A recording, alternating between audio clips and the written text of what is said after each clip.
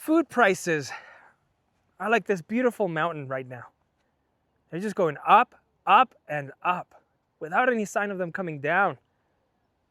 And sadly, one of my favorite foods has pretty much doubled in the last year and a half. So to cut our costs in half, we're going to learn today how to make our own cheese. 3 simple ingredients. Without further ado, step 1.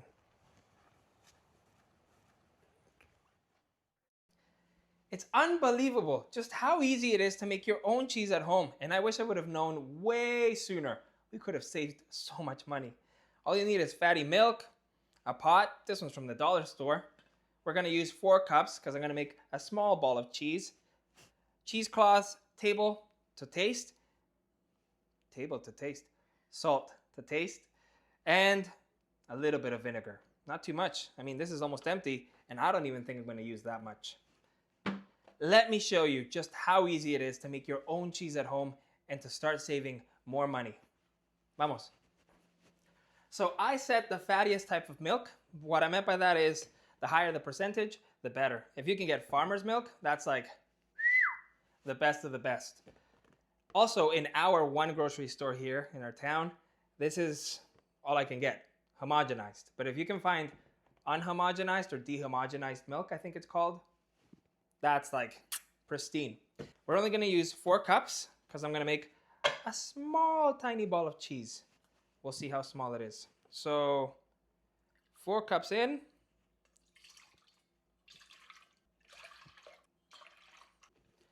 This is going to give me a small amount of cheese, like a little ball that I can add with my beans meal that I made with the last video, or have with some of the bread that we learned how to make. I'm gonna bring this to a gentle simmer on like medium-low heat. I have to keep an eye on it because this is like half a ply of aluminum. So it heats up really fast in my stove. And I don't want the milk to burn. I just want it to get warm enough that then I can introduce the vinegar and cause that curd reaction that we need. So let's go to the stove. For 4 cups of milk, I'm only gonna use half a cup of vinegar. But if you find that's too acidic, you can change the recipe to make it more tasteful for you. You just need enough vinegar that it'll cause a reaction, give you a little bit of curds once this has reached a low simmer. The goal is to not burn or boil the milk. We just want a gentle simmer. So for that, I can't cook this on high. It'll completely just burn everything in there, especially because this is like super light aluminum. So I'm gonna start on 2 and let this reach a gentle simmer. As that gets there, I have my vinegar ready, which is half a cup of vinegar. But if you find that too acidic, you can bring that down a little bit. You just need enough vinegar that it'll cause a bit of a reaction and give you curds. And the curds is what becomes the cheese. While this is warming up as well, now we can add our salt. You just add to taste. I like a saltier cheese, so I'm just gonna use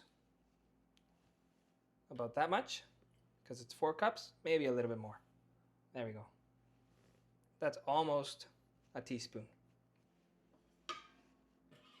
Move that around.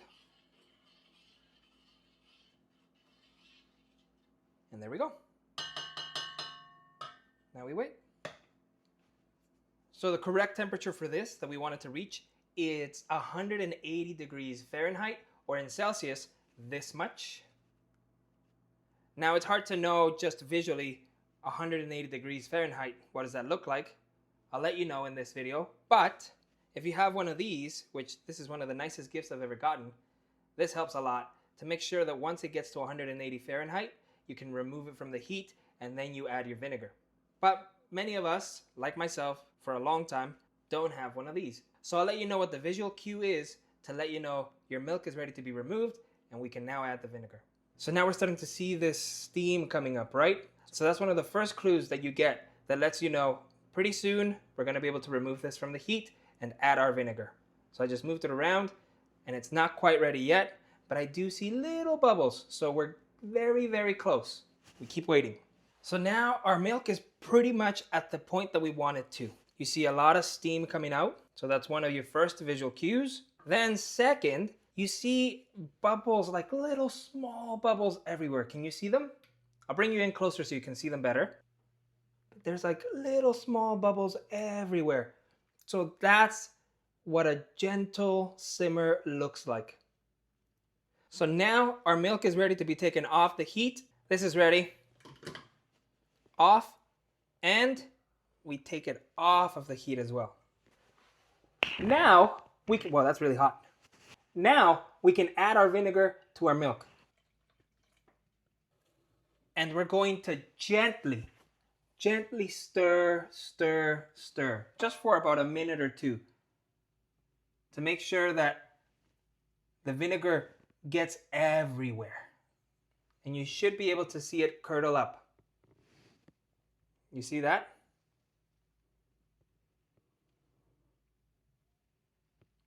It's light movements. And now this next part's pretty easy. You just let it rest for 45 to 60 minutes. That's it. I'll come back then and I'll show you how to make the shape of the cheese and then the next step, which is, again, also very simple. It's a lot of waiting. That's all it is. And that's really hot.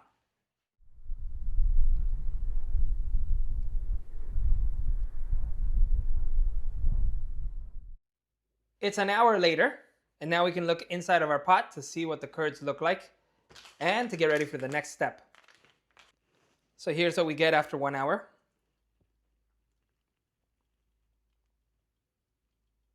That is our cheese. Now we're going to use a cheesecloth and a bowl, and we're going to separate the liquid from the curds. Now comes the fun part. We have about 3 options on how to do this. You can use one of these, which costs about $3 to $4 at the dollar store, but prices keep going up, so maybe by the time you see this, this will be $10. Because I didn't tell you about this at the beginning of the video, I'm going to do it the hard way. Not use that. I'm going to use a cheesecloth and a bowl, and hopefully it works out. Because I actually haven't done it like this before, and I don't know just how hard it's going to be. But I have an idea of how it'll work. Oh, and the third option, which I didn't mention, is a chamois or chinois or something like that. It's like a weird object, and then this goes in it, and then you empty it into there, and apparently it's the way the experts do it. But I don't have that. I don't even know where to get one of those. Bowl it is. I won't need a ton, just enough to make sure I can catch all of my curds and then make a shape with it. That should be enough.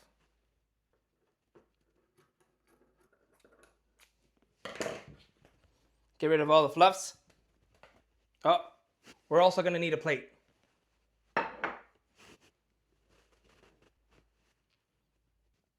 Pretty good. I think this will be good enough. Just fold it in half, but I have doubts because the spaces look quite big. So I'm going to fold it once more.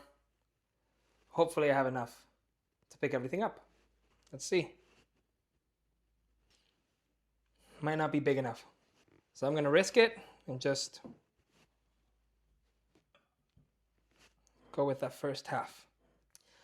Now we just drop it in.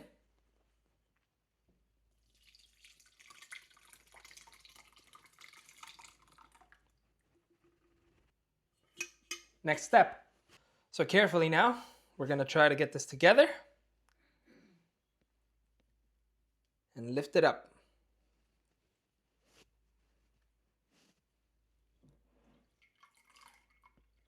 So what I thought is true. The spaces are a little bit too big for my own liking. So we did lose a lot of nice curds in there, but this should be fine enough. So now we just try to get all of the liquid out of here.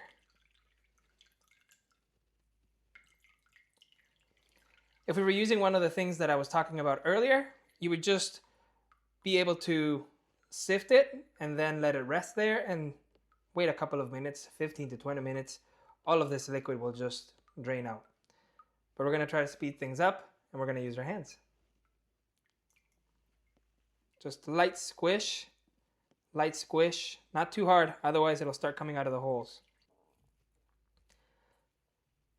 I'm pretty sure this delicious liquid here could be used for something else, but I haven't done enough research to know exactly what. If you know, please can you share it with me in the comments and then I can try it out? Thank you. So we got most of it out now. Not all. That's why we're going to let it rest. And the resting time can differ. It can be 4 hours, 8 hours. Some leave it over 24 hours, 48 hours, even 72 hours. Some instructions tell you to let it rest outside, and that works, it's fine. Others will just tell you to put it in the fridge right away. That also works.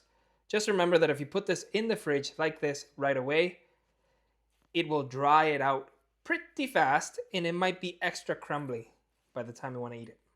So I've made a ball with mine, and I'm happy with that. So now I'm going to let it rest on my plate, and I'm going to let it rest here for 8 to 16 hours. So this will be ready for me tomorrow. We'll see what it tastes and how it looks. Wait. Don't throw this out.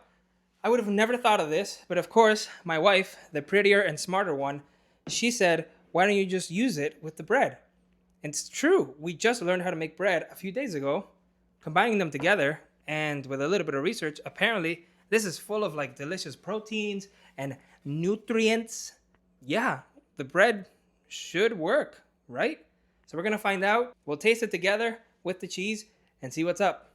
Very likely this will work. So don't throw this out. And if you know any other uses for this, which I found out is milk whey, but acidic, please let me know in the comments. I'm trying to just use as much of the stuff that I have as possible to save as much money as possible. We'll see you soon.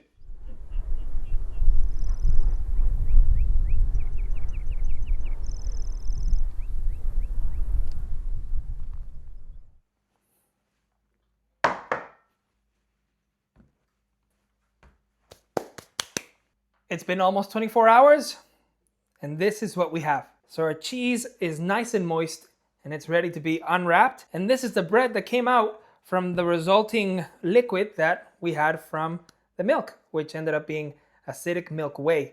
So we use that to make our bread with that recipe. We'll see what it tastes like. And the nice thing is that if we combine these 3 things, which we learned how to make this in the last episode, this is a pretty nice meal, a really delicious lunch. But let's see.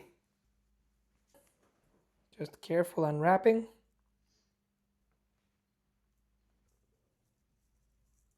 Getting as much of it as I can. Because the holes were so big, there's a lot stuck in between, but just squishing it out seems to be working.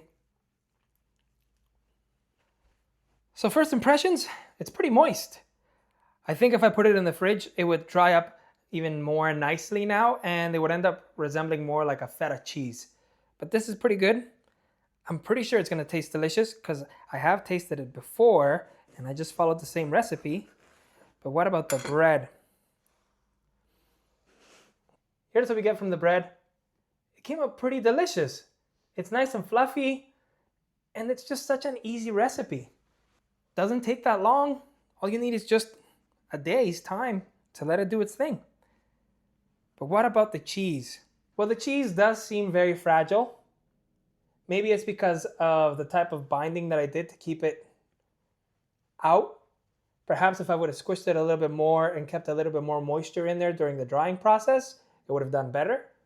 Taste-wise though, well, let's just grab a little piece out. Smells good. Here's the texture of the cheese. It looks a lot like fresh feta. And taste.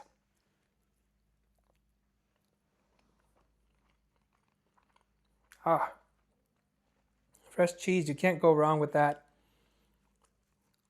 What about the bread? I'll just taste the bread by itself. That's nice. That's really nice. So really, when we're making cheese, we can not just make cheese, we can also make delicious bread with the results of the after stuff that comes out of the cheese, that milk whey. It makes some really good bread dough. And in the end, some delicious bread. All of this for less than $4.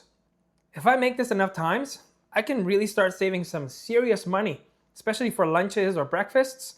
And yeah, it can help us pay bills a little bit easier. It's not that hard of a meal. We have our beans from the last episode and add the cheese to it. And the bread, which was made with the milk whey from the cheese. That is so good. Woo! Man, oh man. You gotta try this. And if you have other simple recipes like this one, please share them with us.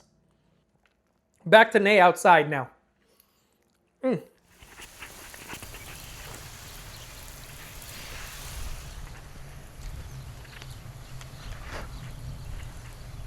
So there we have it. One more way, or actually two more ways in which we can continue to save money. Because nothing has changed since our last video. Prices are still going up, and I don't think anything's gonna change in the coming videos. Because of that, in the following videos, we're gonna be talking about many more ways that I've been finding out in how to cut on our expenses, especially on our food expenses. And this is one of the main ways. Now, this isn't all ours, but thanks to our friends, they gave us a little plot of land, and we've been able, with their help, to learn how to grow our own lettuce, onions, are you seeing this? And so much more. This is gonna save us a lot of money because vegetables have gotten way out of control. Do let me know though, like, is it just me? Am I just bad at saving money, or are you feeling it too? Is something off where you live as well? Are things getting unaffordable? Is food getting unaffordable? I'm very interested in finding out. What are prices in your grocery stores like?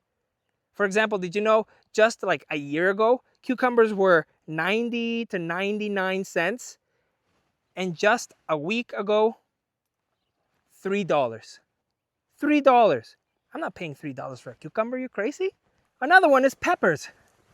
Peppers have gotten crazy expensive. I mean, if you want to become a millionaire, this is really the thing to grow. And that's why we're growing our peppers this year. Not to become millionaires, but just so that we can afford a little bit of spice in our food. Hopefully, they'll turn out all right, but we won't know until September, October, because apparently peppers take a while. So we're gonna grow some of our own stuff, and then we're gonna ask experts, good friends of ours, on how we can maintain this, how we can keep it for the long term, put it in the fridge, and hopefully it can get us through part of the winter. How can we save money when it seems like money disappears quicker than it appears? That's what we're trying to answer here. Thankfully, we have great friends who have taught us not just to garden, but many other things that will help us to save on food. Next episode, we'll show you one of the most amazing skills they've taught us, which has saved us tons of money on protein. But if you'll excuse me now, I gotta go take a pee.